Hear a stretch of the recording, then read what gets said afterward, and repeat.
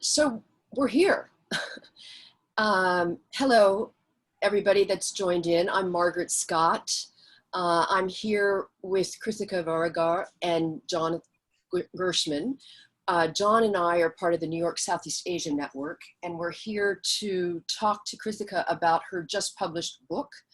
And I will show you a copy of it. It's called The Call: Inside the Global Saudi Religious Project. It's just published by Columbia Global Project. Is that right? And last week. Say again? Yeah, just last week. Yeah, and we're thankful to Global Report, Columbia Global Reports, NYU Wagner, and the New York Southeast Asia Network for helping us put this together. And on that, before we get to Krithika and her very interesting book, I just want to make a plug for another New York Southeast Asia Network event on May 7th at 5, where I'll be talking to Karen Strassler about her new book. So housekeeping, one last thing. For anybody that is participating, and we have quite a few, Krithika and I are going to talk for a while, and then Krithika and John Gershman are going to talk for a while, and then we're going to open it up to questions. And there's a Q&A on the bottom of your screen if you bring your cursor to it. Please submit any questions that you have to the Q&A, and then we will get to them. So, Krithika, thanks for joining us, and congratulations on the book publication. Thank you so much, Margaret. Krithika is a young and very accomplished journalist, sadly now in Brooklyn rather than Indonesia. But for everybody's benefit, it's better that she's here. And I hope everybody that's listening to this is okay and surviving. Krithika has been working on this book, which took her to many places, and we'll discuss some of them. She's a journalist and writes for The Guardian, a foreign correspondent in Southeast Asia when she can get back there. And I thought we could start by you telling us a little bit about why you undertook this ambitious project and what it meant to you and how did you do it? Yeah, so I moved to Indonesia in October 2016 when I was 22. And I met you, Margaret, about a month before I did that. Because I needed some advice about what to do there. I knew I was interested in religion and politics, and I was very excited to start reporting the world's largest Muslim majority country. But beyond that, I was a pretty blank slate. I was open to whatever, stories happened to be there. And pretty soon after I moved there, Indonesia became caught up in a really huge electoral drama of political Islam, where there's a huge blasphemy trial. Within 3 weeks of me moving there, Jakarta was shut down by the biggest Islamist protest in its history. So I started looking into the roots of both political Islam and Islamic extremism in Indonesia. Because at that point, it was the tail end of the peak of ISIS, and several hundred Indonesian foreign fighters had also gone to Syria. So I was interested in a variety of these things, from fundamentalism to Islamism to extremism. And as soon as I started poking around about what this meant, who was this guy who had convened this mass protest, Habib Rizik Shihab, and so on, I kept hearing about this thing called Arabisasi, which is the Bahasa word for Arabization. It was this idea that Saudi Arabia's influence in Indonesia had led to this conservative turn, the rise of political Islam, the rise of Islamist militias and all of this stuff. But there, as in the US, Arabisasi or Saudi money was a vague and kind of like panacea explanation for a lot of things, but no one really knew what it meant. So pretty soon after I moved there, I started reporting on what Saudi money really did in Indonesia, which is the world's largest Muslim majority country. And my project was so interesting, and it immediately became, the most compelling thing to me, because every string I tugged at kept unraveling and unraveling. There was so much interesting stuff there. There was a Saudi university in Jakarta, which is completely in Arabic and is run by the Saudi embassy. It was started a year after the Iranian Revolution. And it's been incredibly influential in terms of the people who passed through it. I went to all sorts of different islands. Indonesia has 15,000 islands, and I kept seeing different outposts of Saudi influence, from Lombok, which is a beautiful holiday resort island where there's a thriving Salafi community, to Aceh, which was a very conservative province that was battered by the 2004 tsunami, where there were a lot of Saudi charity that helped rebuild Aceh, to kind of random places like Batam, just this seedy kind of resort island near Singapore, where there is a big Salafi ecosystem now. And every single place I went, I just kept adding more and more pinpoints to my map of what Saudi proselytization had done in the world's largest Muslim majority country. And the stuff I started to write about, that came out of this work for places like The Atlantic and Foreign Policy, got a huge response, in America and the world at large too, because there was a real hunger to find out what we actually meant by Saudi money, which is a word that's been thrown around a lot, especially since 9/11, as a kind of explanation for this sector of Islamic terrorism that has had many, wide range of effects. And with some time, I expanded my reporting to Thailand, Malaysia, Singapore, and I realized that the project I was looking at, which is this 20th century Saudi campaign to spread its brand of Wahhabi Islam in the greater Muslim world, was a really global project. And the only way I could see to further my inquiry and do justice to this really interesting project was to write a book that was pretty global in scale. So expanding on my reporting from Indonesia, I also wrote a book proposal that would take me to Africa and Europe. So the other two countries that I started looking into were Nigeria and Kosovo. And I saw a lot of patterns and also a lot of specific contingent factors in each place that helped me get a better sense of what the Saudi project really was. So that's how I came to it. And, I think anyone who's interested in foreign affairs or the roots of fundamentalism and extremism will find a lot to learn in the story of this campaign. Great. And we should get some terms straight before we go for our audience. You talk about Salafi as the form of dawah. Well, let's first start with dawah, and tell us about the relationship between the word Salafi and Wahhab, and what's that got to do with the history of Saudi Arabia, and then maybe give a bit of a time frame about why the Saudi dawah project was able to go and get going, the oil. Okay. Yeah. So 3 words, if you guys don't mind. I'm not going to try and get too mired in the technical aspects of this. First word is dawah. It's the title of my book. It means the call or the invitation to Islam. And it's basically just proselytization, a whole range of activities. Saudi has a dawah ministry, but every Muslim can also do their own dawah. Second, Wahhabism is the state religion of Saudi Arabia.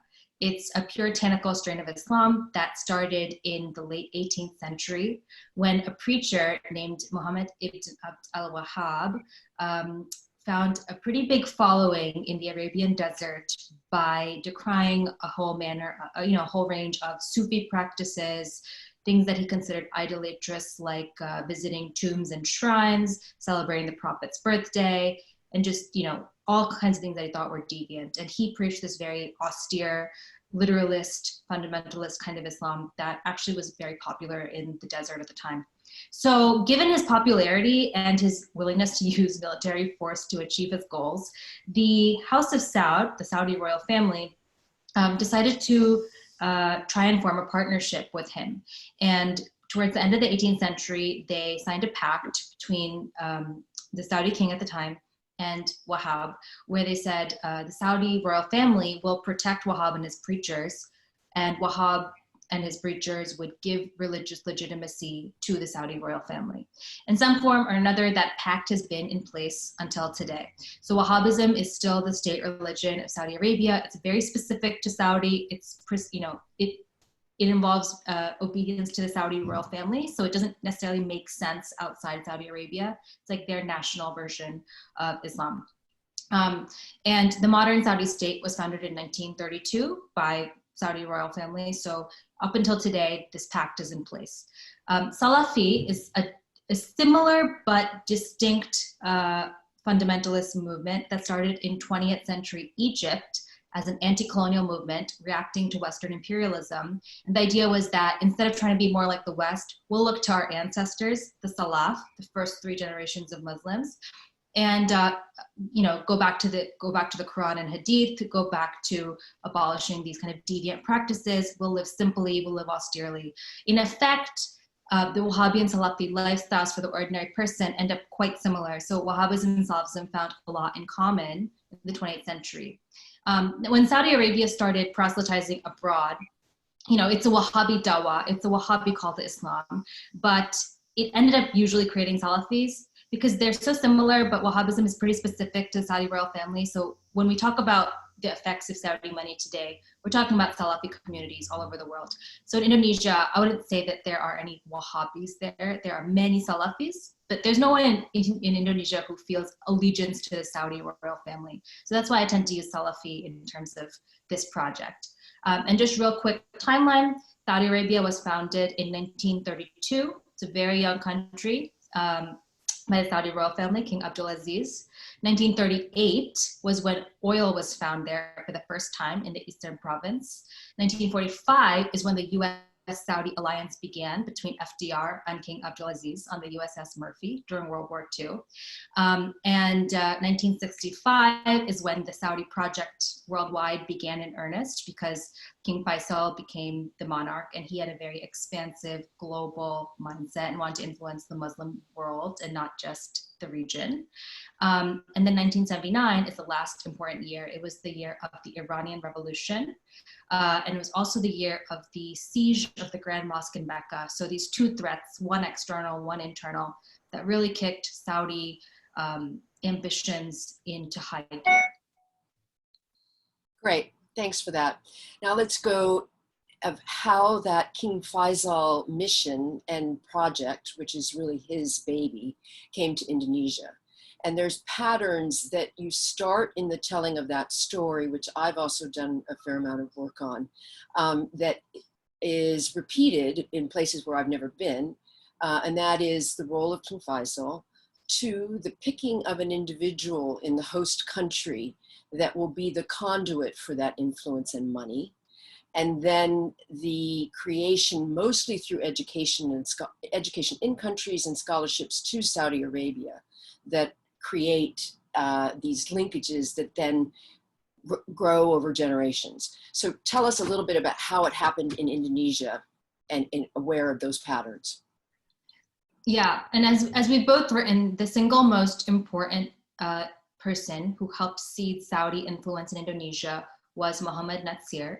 He was the first prime minister of Indonesia. He was, he felt that Indonesia should be an Islamic country. At the time it became independent in 1945, it was immediately the world's biggest Muslim majority country, a huge population of Muslims, about 90%.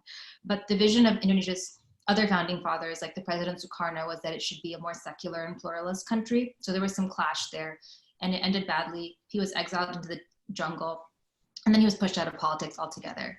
So he started, after all of this went down, he decided to turn his copious energies into proselytization and Islamic awareness instead of politics.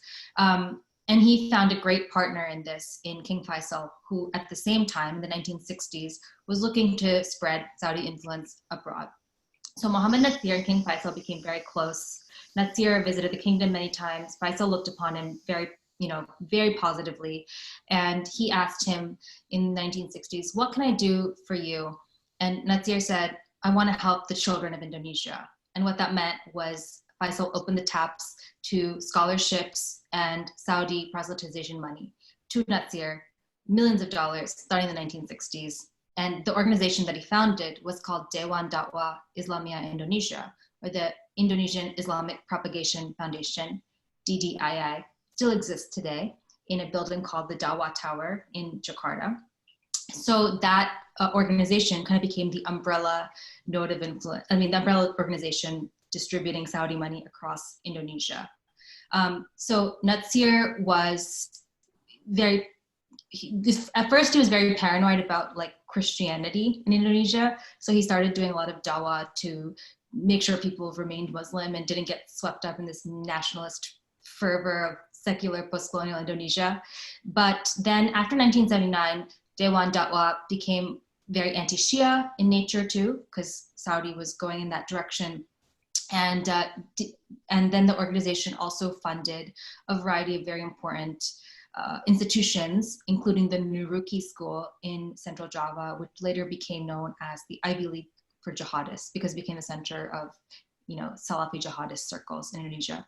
Natsir is so influential. He won the King Faisal Prize for the Islamic world. He had a close relationship with Saudi until his death in the 1990s.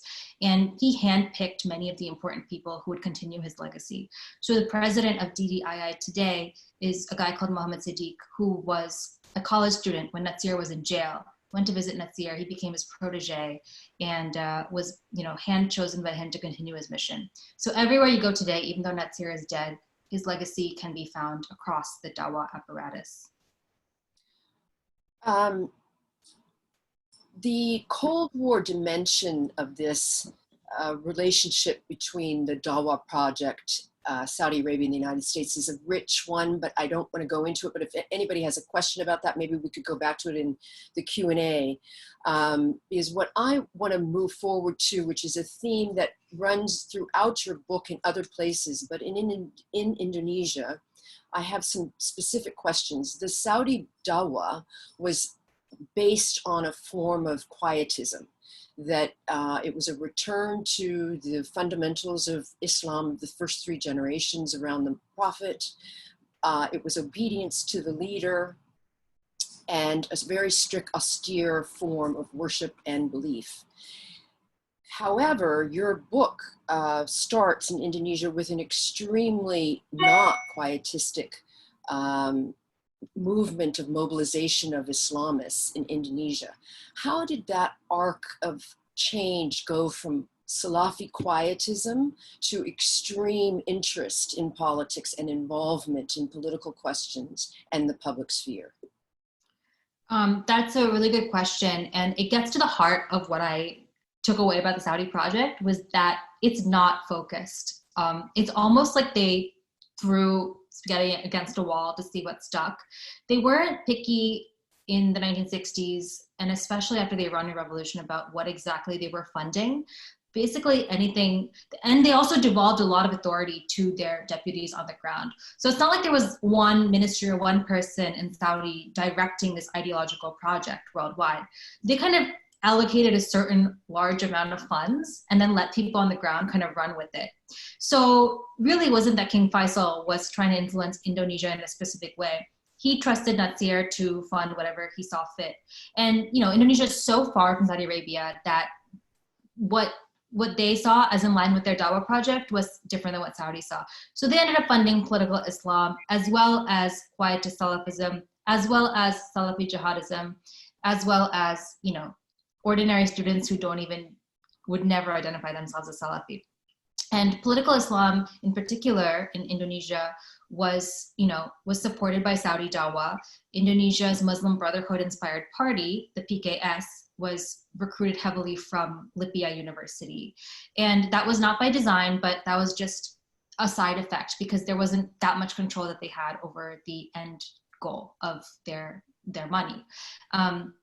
And in the 1990s at Lipia, there was a very interesting split between the Islamist faction and the quietist Salafi faction, which mirrors all the contradictions of the Saudi project worldwide.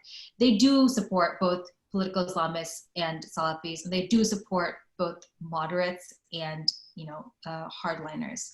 And in terms of the FPI, which is the Islamic Defenders Front, the leader of FPI, Habib Rizik Shahab, is one of the most influential Saudi alumni in Indonesia. He went to Libya to study Arabic. He was from a family of Yemeni descent. He became very good at Arabic, went on to study in Saudi, came back to Indonesia after the fall of Suharto in '98, and started this grassroots Islamist movement.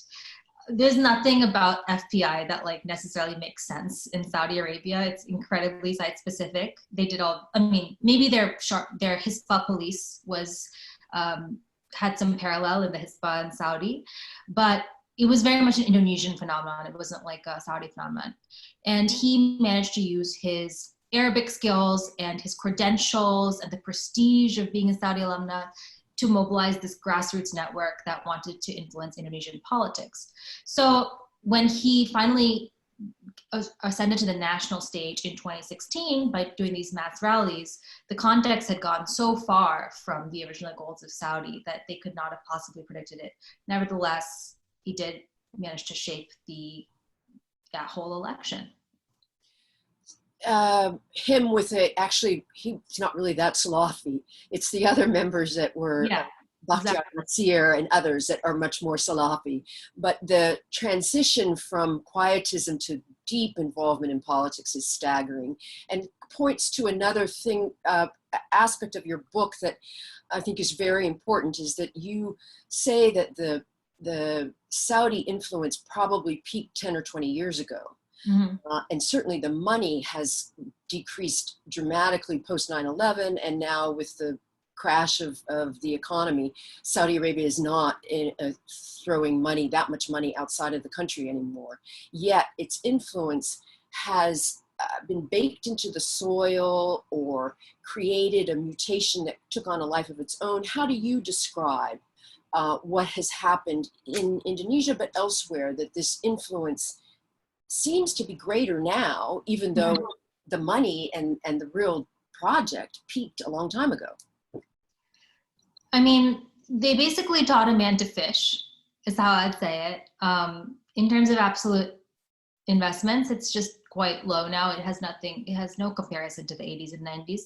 But they built brick and mortar institutions. They built Libya University. They built branches of it. They have a Saudi religious attaché's office in Menteng, which is this kind of like deputy ambassador who's just in charge of proselytization. They have the DDII office, which is no longer funded by Saudi, but the office is there. And they continue to have scholarships. And Indonesia is famously good at metabolizing other ideas. So they really, in terms of the Islamic landscape there, they metabolize these Salafi anti-Shia, Salafi jihadist, and even Islamist ideas that came through globalization incredibly fast, and they found their own vernaculars. So when you see these really hardline purist Salafis today, especially in places like Jogja, Central Java, Lombok, it's completely Indonesian, it's like grassroots and community based, but it's because they had this decades of a kickstart where they like planted the seeds that now they can easily take it on their own. And the media landscape is so different now than it was when the Dawah project started. Now you can read any Salafi and Wahhabi texts online. You can look up every single fatwa of Bin Baz, the main Wahhabi ideologue, online, which Indonesian imams do and clerics do. You can access these materials much more easily. So the impact of like Saudi translated Qurans, Saudi translated books in the 70s, 80s, 90s was much greater because there wasn't such a free information economy then. So now the internet has also filled in some of these, some of the like DIY aspects of this. So yeah, as you said, Saudi influence in absolute terms is much lower now. And in terms of economic investments, like UAE is by far the big Gulf partner now, but maybe that doesn't matter. In my opinion, it doesn't matter. We'll get to competition later, but on this, what my question is, the traditionalists, NU is the largest organization of Muslims in the world, most likely. Huge rural following, quite a big urban presence as well. But the Salafis have been winning, it seems, in recent years. So I have a two-pronged question. Why is Salafi Islam appealing to the aspiring middle class in urban areas? And why has traditional Islam, Nahdlatul Ulama, this large organization, why has that version of Islam not been as competitive? Yeah, I mean, this is really an important thing to talk about. So just for those in the audience who don't know, NU is this Sunni Indonesian organization that's like the largest civil society Muslim group in the world. It has like 50 million members, and it claims to stand for like Indonesian Islam. What exactly that means has been changing and hard to define, but basically they define themselves against this kind of Arab/Salafi Islam. They started in the 1920s in opposition to Wahhabi influence. So in terms of why is it appealing, it's a very simple, direct theology with answers, and many people I've talked to were seduced by that. In Indonesia, Ulil Abshar Abdallah, whom we both know, is a great example.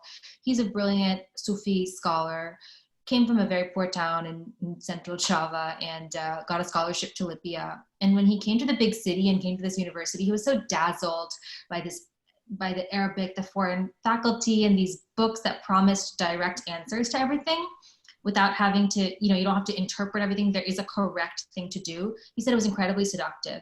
And I met several people in Kosovo who said the same thing to me, who made the same movement to being like, we came from this kind of like confused background where like we have traditions, but we don't know what they mean and no one can explain them to us because it's just the way things are done. And then you go encounter these Saudi texts, which have like only a few really key texts, right?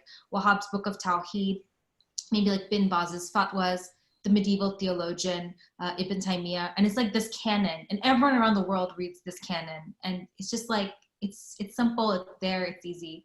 So that's the appeal for a lot of people, and especially during the Suharto years when like religious life in general was kind of suppressed. It was hard to find traditional authority, like the Kiai's in Java were like really suppressed in terms of what they could do. So the Saudi body, the Saudi canon, the Salafi canon offered kind of a comforting and reassuring, like a bedrock. And then in terms of why it's hard to push back on it, like what is Islam Nusantara? Like no one knows. They tend to fall back on platitudes like we stand for moderation and tolerance and pluralism. What does moderation mean? Because Saudi says that they are following wasatiyah too, the middle way. They think that's moderate too. Moderation means absolutely nothing in itself.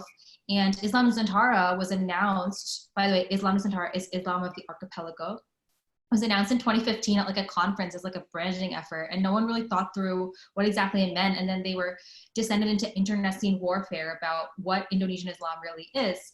So even after these decades of being assailed by these other kinds of ideas, they have not formed their own independent identity.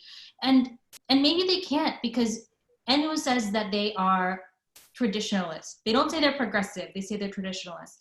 They also support anti-Shia. They don't think Shia are valid Muslims. They support anti-Ahmadiyya. They're not tolerant of all Muslims. So if they're not tolerant of all Muslims, and Salafis are not tolerant of all Muslims, what exactly is the difference? And they cannot pinpoint what that is. So two other things that I'd love for you to talk about is that Indonesia is a very switched on young country. Internet is important.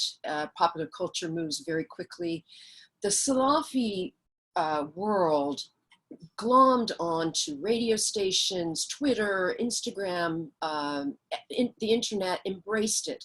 There's Instagram stars that are young Salafi hipsters. Yeah. That seems to be an important element. And the traditionalists or NU people who identify as NU have been very slow in coming to terms with the internet and modern technology. They're trying, but it's always slow. And then I want to push you further on why this has happened. In the Nigeria chapter, Nigerian Muslims, and you can tell this in the audience, are mostly Sufis. And then the Salafis came rushing in, and you hint that one of the reasons they found adherence was because the Sufi orders were hierarchical, elitist, and you, at one point in the Kosovo part, you talk about the democratic activists, what did you call them? Democratic active Salafis come rushing in. And you use democratic in a different term than democratic politics, obviously. Yeah. So I want to push you to think further, because I don't think you really dug enough of why Salafis are gaining adherence so quickly in this 21st century, and why traditional forms of Islam haven't been able to come up with a response. So can I push you a little bit further? Technology is part of it, hipsterism is part of it, but there's got to be something more.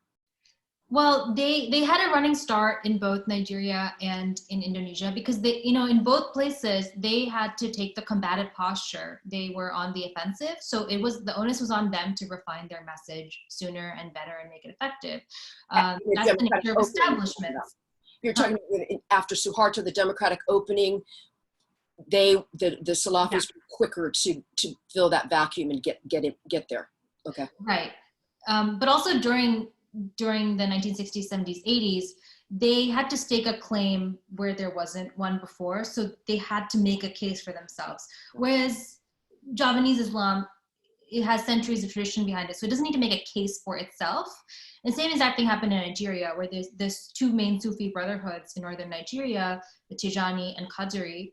They had been there for centuries, and they have, beautiful traditions, and a lot of people follow these charismatic leaders, but they didn't feel the need to defend themselves.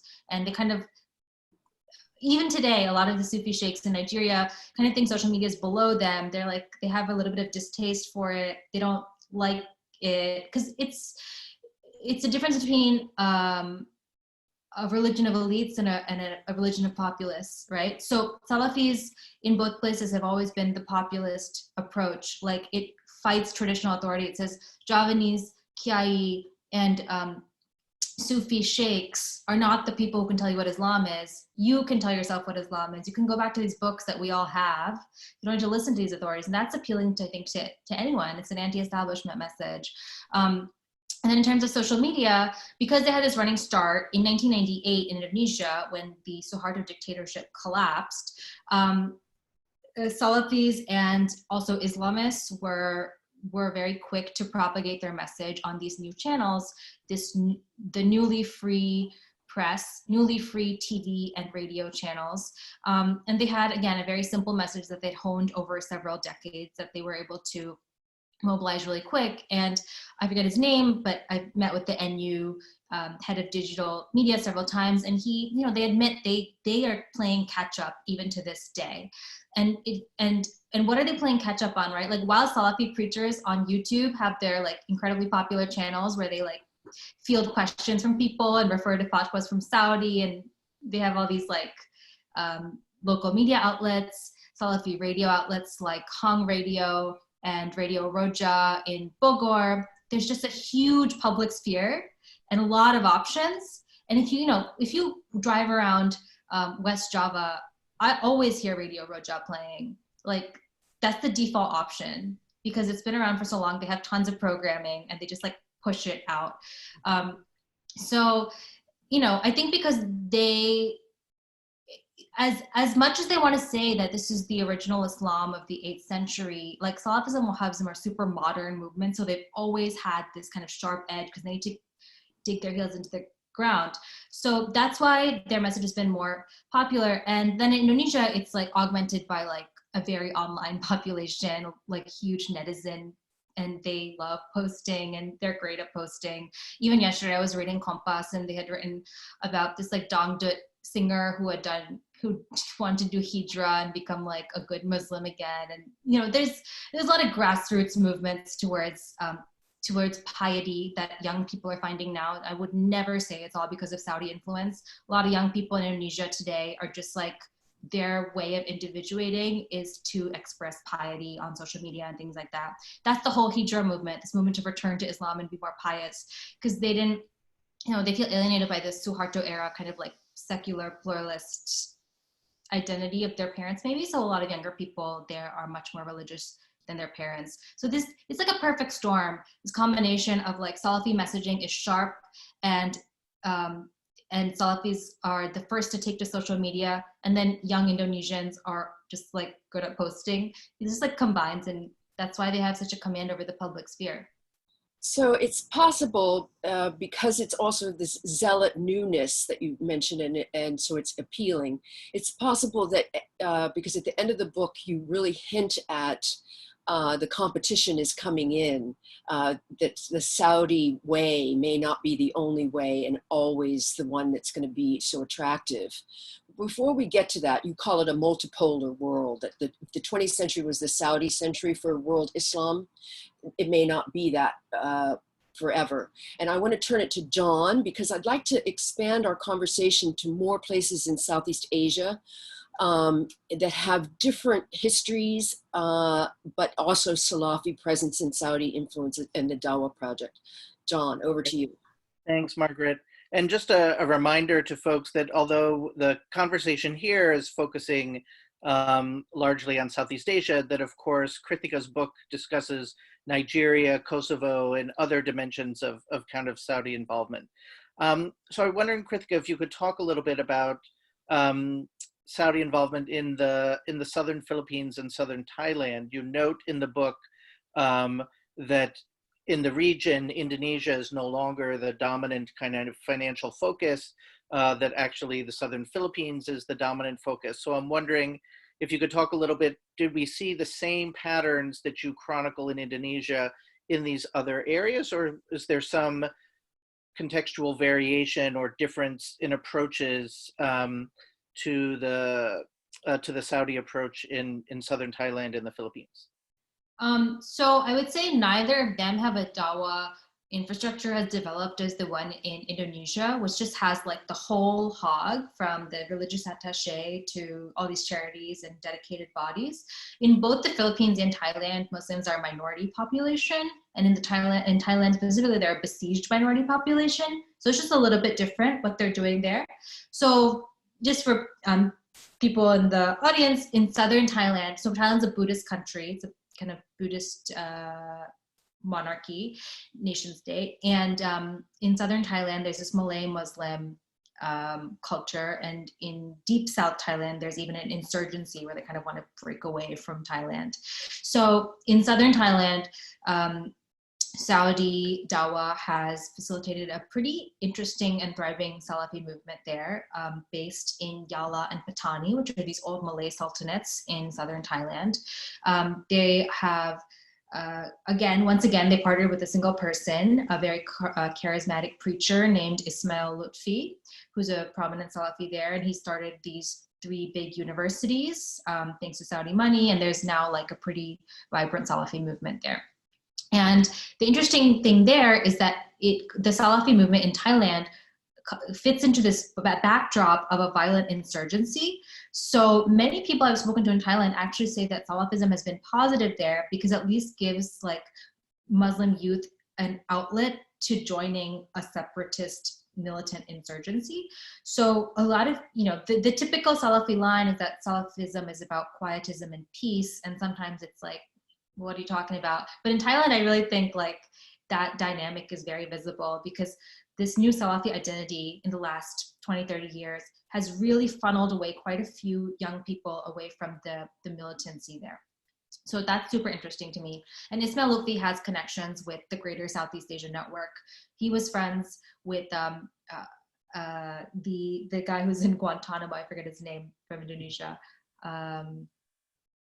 Hanbali, yeah, and there's a lot of interchange in the Southeast Asian Salafi world, and then in Thailand, Saudi Charity has been quite active in the southern part as well, and in fact, according to their Dawah Ministry's documents, the Southeast Asian country that gets the most concrete materials from Saudi is the Philippines and not Indonesia. So there's probably a combination of factors there. I have not gone to southern Philippines myself, but it does seem like they are interested in relief efforts in the southern Philippines, especially after the militancy of recent years. And in the 90s, it was well known that the IIRO, a Saudi charity, International Islamic Relief Organization, funded the Abu Sayyaf group there, which is a militant group in the Philippines. So that was in the 90s before, that was really when they had a carte blanche to fund all kinds of sketchy groups from the Balkans to Southeast Asia to like Somalia. It was this pre-9/11 era when they funded a huge number of Al-Qaeda affiliates, and they really helped get the militancy in Philippines off the ground there. And one of the most prominent Indonesian Malaysian ex-jihadists, Nasir Abbas, started this training camp for Filipino jihadists after his experience in Afghanistan. Mhm. So just like, it was a super interconnected world, and all the Southeast Asian countries have a few main figures in common, which goes back to what I was saying about how personal relationships have been key to the Saudi project. But I think both of those cases show how Saudi project has been really quite nuanced, and it takes local specifics into account every single time. Like in both Philippines and Thailand, they're minority populations, so it's a whole different ballgame. So you spend a fair amount of time chronicling some of these personal connections and the historical ties between folks from Southeast Asia who went to Kosovo or Afghanistan, or ending up allied with people who fought there subsequently in Southeast Asia. And I'm curious, to what extent did you find in your work there are large numbers of migrant workers from these countries who come to Saudi Arabia? To what extent is there an effort at proselytization aimed at the diaspora workers within Southeast Asia, within Saudi Arabia itself? Is that seen as kind of an important focus, or is it largely, if not exclusively, external in terms of where the work is being done? It's a huge focus, and it's a really good dimension to draw out. And internal dawah has long been a priority of Saudi Arabia, where they have this, they have specific dawah services allocated for migrant workers. There's even, as recently as a few years ago, this kind of dawah center for migrant workers run by a Filipino convert to Islam who still lives in Riyadh today. And one of the biggest new frontiers of Saudi dawah is with Chinese migrant workers, because a lot of Chinese migrant workers have been coming into the kingdom to build up infrastructure. So like the railway between Mecca and Medina is being funded by China, and a lot of Chinese migrant workers have come for that reason. And it kind of rankled people who lived in the Hijaz that so many non-believers were coming into the most holy region of Islam. So they kind of kicked off this massive internal proselytization effort to do China dawah. And there's a lot of videos on YouTube now where you can see these mass conversions of like Chinese and Southeast Asian migrant workers, which is super interesting. But also, it's definitely not a one-way street. I have met a couple of women, specifically from Indonesia, who worked as maids or domestic workers in Saudi who had such a bad experience that they converted to Shia Islam. Mm-hmm. Like I went to the Iranian Cultural Center during Muharram, which is the holy mourning month of Shias. And I was just chatting with people there. How did you become Shia? Because there's a minority population. And two different women told me that they had worked as maids in Saudi and they hated what they found there. So they went in the complete other direction. So I thought that was super interesting. It has this combined potential to attract and repel. Mm-hmm. That's very helpful. So we have a few questions. So I thought maybe we could shift over to the question part, and people should feel free to continue with questions. So there's kind of two that are somewhat related.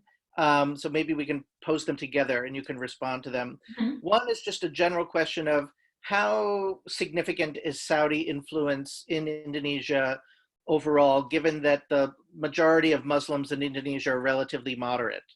And then the second question, kind of related, is what about the role of Azhar alumni in terms of their influence? And so how much of this are we seeing the legacy of people who studied versus the direct influence of Saudi funding?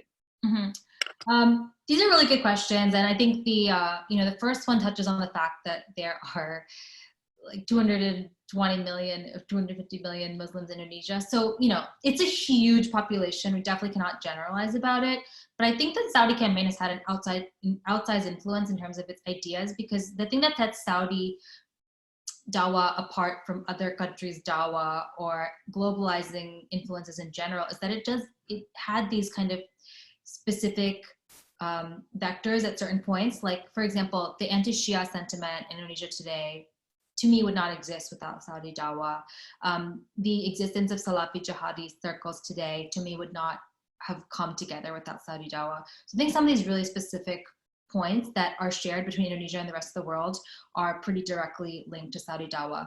Although, in terms of Arabi Sasi, what I get to in the end of my book is that like we definitely cannot use this concept either in America or in Indonesia to say that Arabisasi caused all the conservative things in Indonesia. It's so far from the truth. There are plenty of conservative movements in Indonesia that have nothing to do with Saudi. And a lot of things that are called Arabisasi are just like grassroots piety.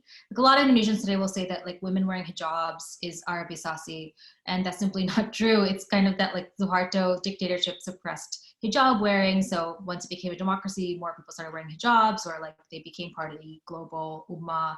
So, to answer your question, no, everything is not linked to Arabisasi, but part of understanding what is and isn't involves figuring out exactly what they did, which is what my book goes into. And in terms of Al-Azhar, also great. I mean, there are thousands of Indonesians who study at Al-Azhar, which is the oldest Islamic university in the world. It started, I want to say around 900 AD in Cairo. The thing about Al-Azhar is it is not as ideologically coherent as even Islamic University of Medina, which is the main foreign university in Saudi. Al-Azhar teaches every madhab of jurisprudence. It teaches in many languages. It has so many international students. It's incredibly diverse place. So while an Indonesian in Al-Azhar would definitely interact with people from all over the world, I'm not sure that they would be taught a specific kind of theology. They would probably, in fact, learn the theology they would have learned anyway in Indonesia. They would just also pick up pretty good Arabic along with that. So in terms of Al-Azhar alumni influence, there's nothing comparable to like Saudi, the Saudi alumni numbers are smaller, but they're more influential because they had these specific ideas that they took away from there.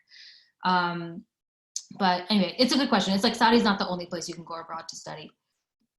Great. So the next question was about Islam Nusantara.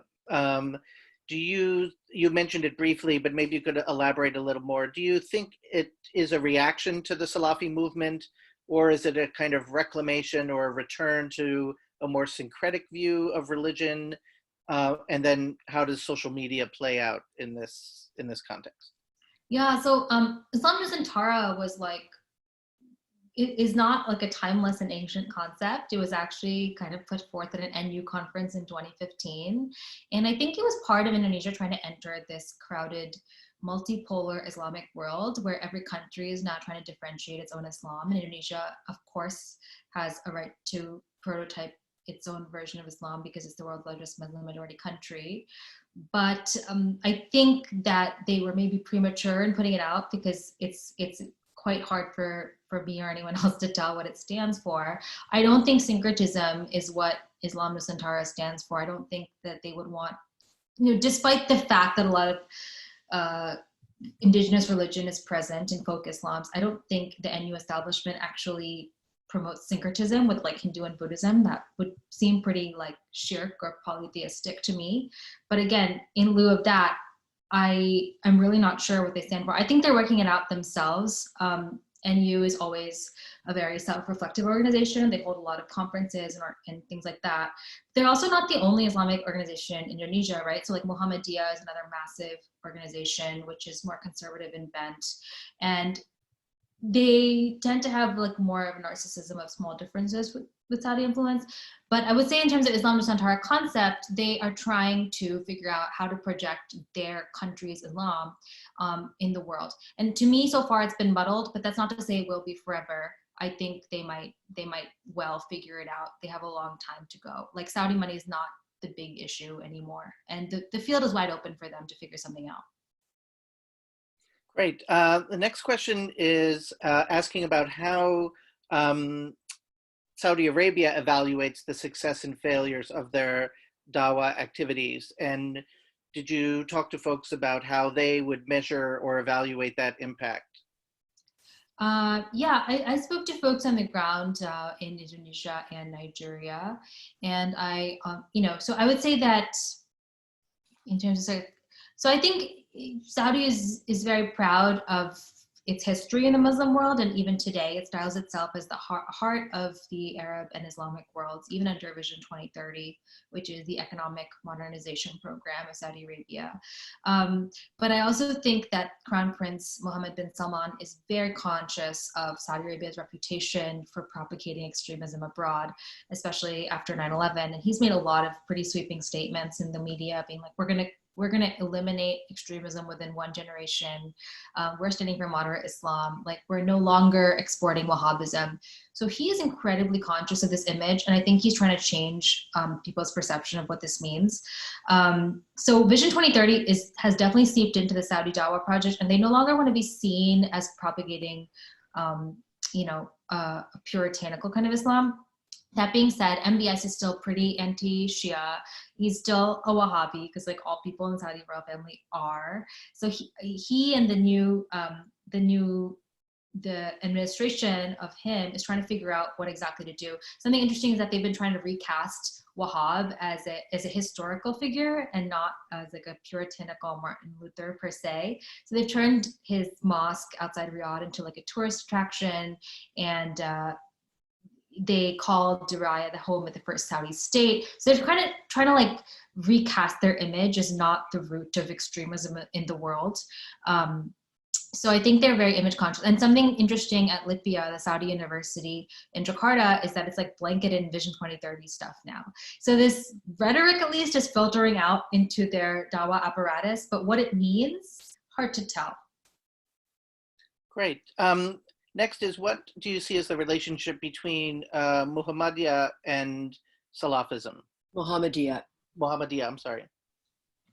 That's a good question. I mean, I think they would not call themselves Salafis because they believe in a local kind of fiqh, and Salafis are anti-madhab in terms of jurisprudence.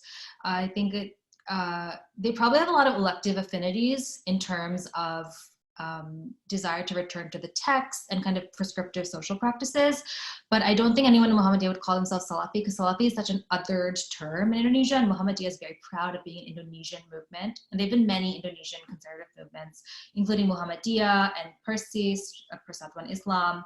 So I think that, in practice, they probably have quite a few similarities, but they would say that they're very deeply Indonesian in character, and they respect traditional authority figures, Indonesian Islamic authority figures, which I think would be the big difference instead of Salafis, which tend to conceive of themselves as part of this transnational Salafi community.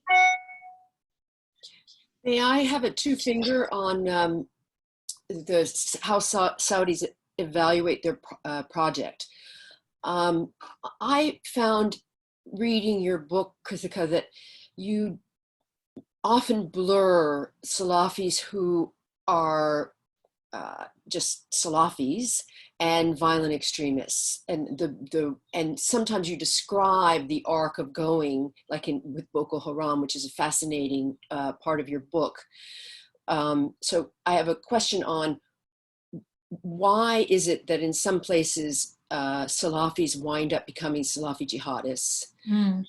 Indonesia, most Salafis, it's incredible how few are jihadists. It's not part of the temperature or the profile of Salafism in Indonesia, but it is elsewhere. Kosovo had so many people going to ISIS from their Salafi camps. So I want to ask you why it is in some places and not in others. And I also want to ask you what the Saudi project thinks about Salafi jihadism along the way, and has it evolved? And are they conscious of how many terrorist attacks have been done in the name of Salafi Saudi-inspired Dawah? They really are sensitive about it, and with it's not a stretch of sympathies to say that they've struggled with this, like what they've let out of the bottle, almost as much as everyone else. Because after 9/11, right, 9/11 was bad, was really bad for them. But then in 2003 and 2004, Al-Qaeda did terrorist attacks in Saudi itself. And bin Laden, of course, is a Saudi. He's from one of the richest Saudi families ever. And he turned against the Saudi state. So this whole sector of Salafi jihadism turned on Saudi itself, and they between 9/11 and those domestic terror attacks, they really had to take a hard look in the mirror. And I think they have been very distressed about what's happened. And, they have been at times good counter-extremism partners to the US, but the fact remains that like the reason a lot of this ideology is in the world is because of their Dawa project, which is, it's an uncomfortable truth, right? And it's an uncomfortable truth for America too, because we didn't just let this happen. The US actively encouraged Saudi to propagate Islamic fundamentalism during the Cold War. They thought it was a feature and not a bug. And they said Islamic fundamentalism will help distract people from communism. So let's just turn a blind eye and let them do it. Henry Kissinger was a big fan of the Saudi Dawa project. So it's like our actions have this kind of fallout, and it's, and now both of these countries, US and Saudi, are working hard to contain it or, fight this fallout, but it's not going to be easy. And this blurred line that they walk between like, yeah, we propagate Wahhabism, but we don't support violence. We support like this literalist reading, but we don't support like a caliphate. We support the thing. It's a very blurry thing. And there's 1.8 billion Muslims in the world. So there's like a lot of interpretations of specific pick and choose parts of it. And that's why you see that ISIS used Wahhabi textbooks in its schools. Like obviously Saudi doesn't support ISIS, has been trying to help America and the West fight ISIS, but ISIS also thinks Wahhabi textbooks work for what they want to do. So it's just like, it's this really tricky chicken and egg situation. And in terms of why some Salafis become jihadists and some don't, that's to me just like history is a series of accidents. There's so many contingent factors. Like, what if Saudi, the birthplace of Islam, never had oil? Like they would have never started propagating this, right? They found oil 1,300 years after Islam started. And what if that had never happened, right? Like I wouldn't be writing about this. And then in Indonesia, there are many factors that are kind of protective against jihadism. For one thing, it's quite far from Syria, so it's hard to go there for a lot of people. And then there's also, for one reason or another, there's not like easily available guns and weapons like that. So people often have to make homemade bombs. And it's not like, one of the reasons the Philippines militancy was so bad is there's like a lot more firearms there. And there's not that thing in Indonesia. In Nigeria, Boko Haram was not predestined to happen. It was aggravated by something like climate change, right? The Lake Chad basin started draining over the past 10, 20 years, destroyed people's livelihoods, which is why this Salafi preacher found so many followers. And then Nigeria also has a very like militarized security state. So Boko Haram might have never became violent if Nigeria had not executed its leader. And that's when they became violent, right? Boko Haram was a movement for several years until it turned into a violent movement. So a lot of these things are just like, that's how history works. To me, it's like a lot of contingent factors. So again, I think I try to emphasize in my book, like jihadism is not the only effect of Saudi Dawa, and it's like the tip of the iceberg. Great, thanks. So John, we still have some more questions for you. Yes, we do. Is there any connection between Saudi's Java project and the Mujahideen Indonesia Timur, which the questioner says is Salafi jihadist? Do you mean like the Surabaya bombings, or is this a specific group? I mean, in terms of Surabaya bombings, right, that was part of JAD, Jamaat Ansar Dawlah, and the spiritual leader of JAD was a Libya alumna. Libya is the Saudi University alumnus, and he taught there for a while. So again, Libya has this outsized influence on jihadist circles. So I would say, yeah, I mean, most of the jihadi circles in Indonesia do have a strong relationship to Saudi project, and especially to the Naruki school. Great. Next question was, do you agree that Islam in Indonesia is peripheral compared to that of Saudi? Not 100% sure on what right. The question is asking, but I guess if you mean in terms of like daily life, I think, well, one of them is a theocracy and one of them is not. So yeah, I would say that religion has much less of a role in the governance of Indonesia, which is officially a pluralist country, than in a theocratic monarchy like Saudi. But in terms of grassroots piety, I think we all know, whoever among us has been to Indonesia, it's a very pious country and many people are religious in their day-to-day life. There's still space if people would like to submit questions, but maybe Margaret, you had another. Yeah, I was just going to say, we do have more time if anybody has more questions. Why, until we get more questions, why don't you tell us a little bit about what you think going forward? One, you can wrap in how you think COVID is going to play a role in what happens in the Muslim world. And two, tell us what you think about this emerging competition among Muslim countries that will probably have a bigger role in the future than it has in the past 20 years. So COVID-19 has, shut down for now all pilgrimages into Saudi Arabia, and they were one of the first countries to recognize the threat of the pandemic, and they acted really early in shutting down. So as you might know, Hajj, the pilgrimage to Mecca, is one of the most powerful soft power instruments that Saudi Arabia has. The Hajj Quota specifically is one of the main agenda items with Indonesia relations. Every year, they try to get more seats. They already have the biggest quota in the world, which is 220,000 people per year, and still people in Indonesia wait like 15, 20 years sometimes to go on Hajj. So Hajj has been a super important soft power feather in their cap. And if the Hajj declines in attendance after COVID-19, and this year most likely will not happen, is what they're saying, we're not sure yet, it's just going to accelerate this kind of already ongoing process by which Saudi is losing its preeminent place in the Islamic world. And in that sense, the pandemic is just going to accelerate this trend of a multipolar Islamic world. There's not going to be any, I don't think any country has a global minded project to the extent that Saudi Arabia did in the 20th century.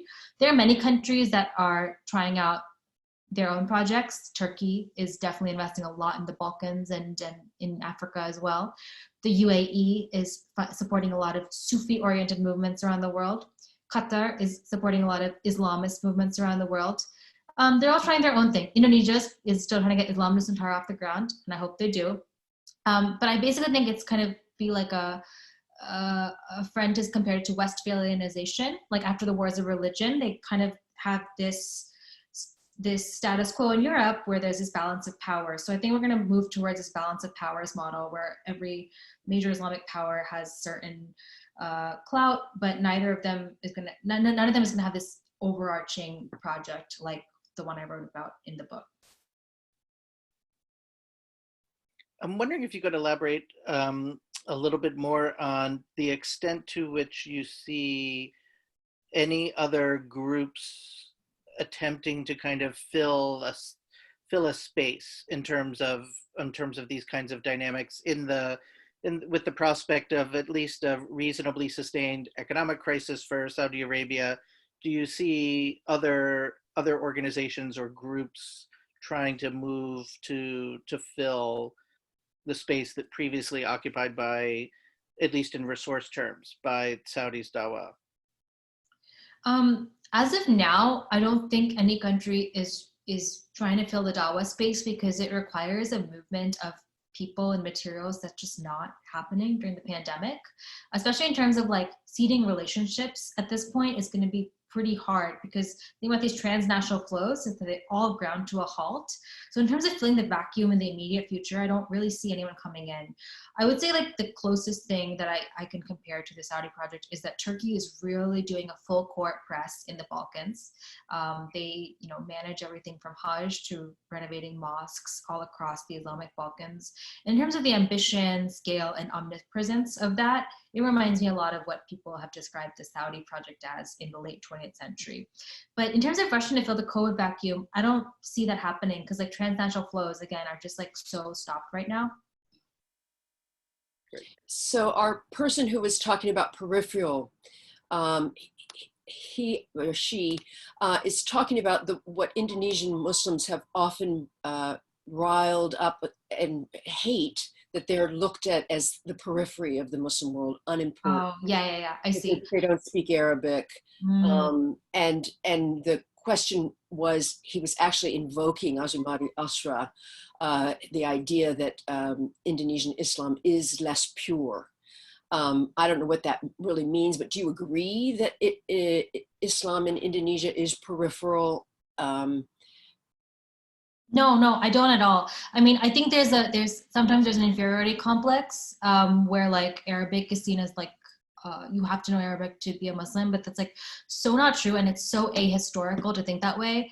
To me, it's so important to like Indonesian Islam is Islam. It's as Islamic as any other Islam, and it has like such a rich tradition and history of its own. And I think this idea of like there is one Islam or to refer back to this original corpus of texts is ahistorical within the Islamic world. Because like for much of the Islamic world, right, from Persia to the Ottoman Empire to the Mughal Empire and so on, it's been such a decentered world, and the regional traditions have been the tradition, and that the pluralism is the point. So I think this Saudi project or the Salafi project towards having one answer is deeply ahistorical. And to me, all the things that go into what makes Islam in Indonesia, the lived experience, the fact that it's like integrated into daily life, the decorative aspects of it, the ritual aspects of it, they're all like 100% Islam, and there's no one thing. But you know that the inferiority about the Arabic religion is real. Arabic language is real, and that's why so many people started going to Libya in the first place. They want to learn Arabic, and you know, I get that. It's like it is the language of the Quran. Great.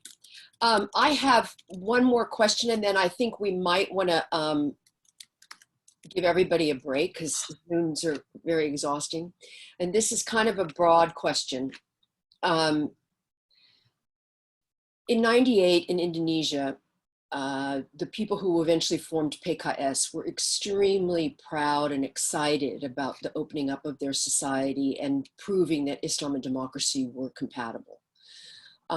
During the Arab Spring, Egyptians were thrilled that they were also going to show that a Muslim majority country could open up, become freer, have elections, become democratic.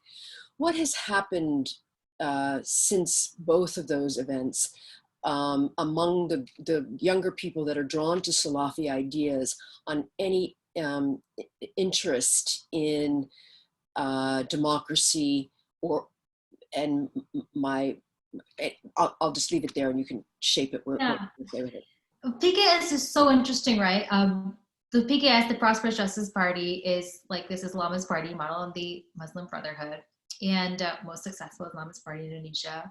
And I think Dirk Thompson has done some really great work in showing how like this fast metabolism in Indonesia has worked on PKS too, to the point where they started being pretty ideologically like cut and paste, like Tarbiyah movement, Muslim Brotherhood, but then they like very quickly adjusted to the exigencies of appealing to Indonesian voters. So they like dropped the caliphate thing pretty quick. They don't advocate for a caliphate anymore. They even let women run for office. There's female PKS politicians. You're not gonna see that in like a lot of other Muslim countries, which is why I think, you know, Indonesia's so cool. So I think like the Muslim Brotherhood started in a very particular context, and then once it came to Indonesia, they had to like, it's a democracy, so you have to do what it takes to get votes, and they changed because of that. And in terms of the greater Muslim world, I do think Indonesia is such a good example of why like the secularization hypothesis of 20th century political science doesn't work everywhere, and it might even be wrong, because the more democratic Indonesia has gotten, the more religious it has gotten, and it doesn't really see that as a clash at all. Like both of the, you know, everyone who runs for president does Umrah, and everyone has to brandish their credentials of whatever religion they're running with. Even Ahok, when at a certain time, was proud of saying he went to church and things like that. So, you know, I think it just shows that like a lot of Muslim majority countries don't see these things at loggerheads at all. And this idea that like a democracy has to be secular democracy is pretty specific to not even the West, but really just like Western Europe, because America, as you know, is an incredibly religious democracy too, where everyone who runs for president in our country has to show that they go to church. So I just think it's a great example of how democratization in the Muslim world has been pretty unique and has almost always incorporated religion at every turn. Thank you. There is actually one more question that's appeared. Do you see that Indonesia is still an attractive country for investment in the Saudis' eye, considering that they invested a small amount of money in Indonesia compared to other countries like Japan. Yeah, I mean, that's a really good point. And in terms of economic investments, Saudi has really delivered less than promised. At the very important visit of King Salman in 2017, they had floated really huge investment numbers of like billions of dollars, and he ended up just making one very small infrastructure investment. So in terms of economic investments, I really don't think Saudi is looking at Indonesia in that way. And other countries have filled the vacuum. Like UAE has pledged a huge amount of money to help build the new capital. And President Jokowi and Mohammed bin Zayed of UAE have a very close relationship now. So in terms of economic investments, I do think that there has been some frustration in Indonesia about how it has not matched the soft power. Right. Any other topic, Krithika, that we haven't touched on that you think would be valuable to add? Malaysia we didn't talk about, but I think we Oh yeah, Malaysia's a whole other can of worms, but like I think Salafi ideas have been way more mainstreamed there than in Indonesia. Just because like, I mean, the Malay Muslim situation is quite different than it is in Indonesia. And every major Malay party like UMNO and so on have absorbed Salafi ideas for the most part. Something interesting I just want to point it out that in Malaysia that was pretty funny is that Mahathir closed the Saudi-funded Putrajaya counter-extremism center a couple of years ago. So like Saudi in the last 10 years has taken on this new project of funding counter-extremism centers all around the world as part of this tension we talked about, where they're like stressed about having funded all these jihadists. And at some point, Malaysia was like, I don't know that this really means anything. So they just closed it down. And I thought that was pretty funny. And they kind of punctured this elephant in the room, which is that Saudi counter-extremism is kind of like a weird proposition. And we have one more question. Sorry to ask one more question. Are there any cases of countries resisting or preventing the spread of Salafism within their borders? Absolutely. And even within Indonesia, and I write about this in my book, but Aceh has put up a pretty strong resistance to Saudi Dawah. Aceh, as you probably know, if you're asking this question, is the most conservative province in Indonesia, and they have Sharia. And Saudi money poured in there after the tsunami to try and rebuild, schools and orphanages and hospitals there. And they said, okay, fine, we'll take your money, but you cannot bring Salafi ideas here because we are Acehnese, we have our own tradition, we're Acehnese traditionalists. And they even came to almost physical blows in the Grand Mosque of Banda Aceh, where they tried to push out this imam who tried to pray in a Wahhabi way. And Acehnese villages have also like burned down Salafi schools in Aceh that are run by people trained in Saudi Arabia. So they're really against Saudi influence.